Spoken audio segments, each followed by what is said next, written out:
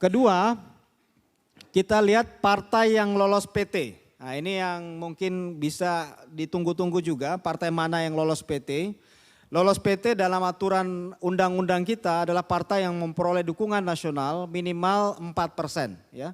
Dari data ini memang yang firm lolos PT itu ada 1, 2, 3, 4, 5, 6, 8 partai.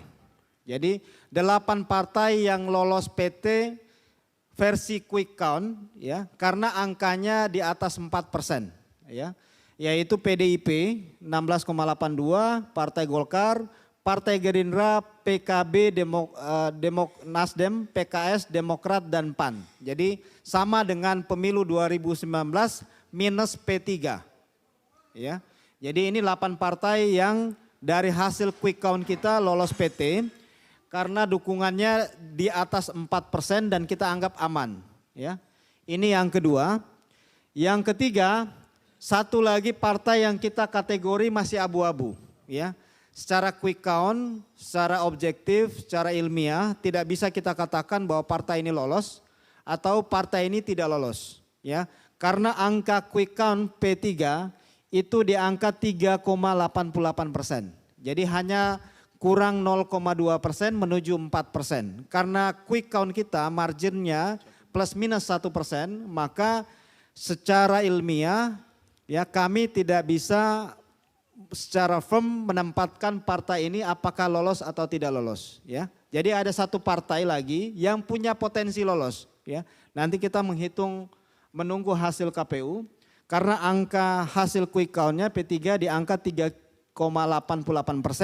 Dari data tadi yang masuk kurang lebih sekitar 99,6%. Kemudian yang keempat, partai yang tidak lolos PT. Ini hasil quick count kita. Dari partai yang tidak lolos PT ya, ini ada 9 partai. Jadi ada 9 partai versi quick count yang tidak lolos PT karena setelah ditambah margin of error 1% tidak juga melampaui 4%. Partai-partai itu termasuk PSI, ini yang kemudian banyak menjadi pertanyaan di akhir-akhir ini apakah PSI lolos atau tidak. Ya, hasil quick count kita menempatkan PSI di angka 2,71%. Jadi kalaupun nambah plus minus 1%, ini PSI masih di bawah 4%. Ya, jadi hasil quick count menempatkan PSI di bawah 4%, walaupun ditambah margin of error dari quick count.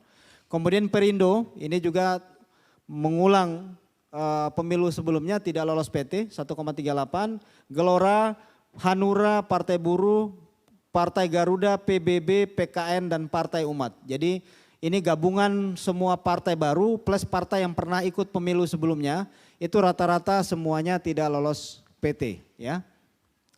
Termasuk PSI ya, yang belakangan di 2-3 bulan terakhir begitu masif melakukan kampanye ya, lewat mobilisasi darat ya, kemudian lewat image yang dibangun sebagai partainya Pak Jokowi, juga ternyata tidak mampu menolong PSI untuk lolos ke parlemen.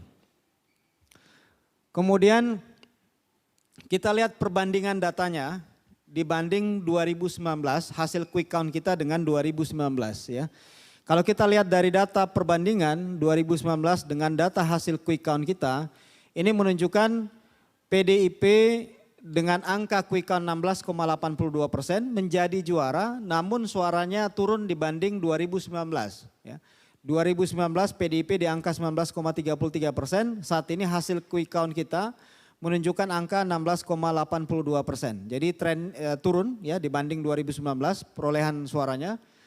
Golkar mengalami kenaikan dari 12,31% di tahun 2019 naik ke 14,93%. Gerindra juga mengalami kenaikan 12,57 naik ke 13,43%. PKB juga naik 9,69 naik ke 10,56%. Nasdem dari 9,05 naik ke 9,45%. PKS juga naik tipis 8,21 naik ke 8,36% ya. Sementara partai yang lain ya walaupun lolos PT Demokrat tapi turun dari 7,7 turun ke 6,98. P3 dari 6,84 ke 6,59, PAN.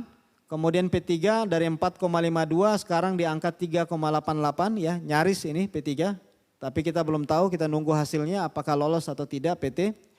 PSI tren naik 1,8 ke 2,71 di quick count kita. Perindo turun 2,6 di pemilu sebelumnya, sekarang 1,38.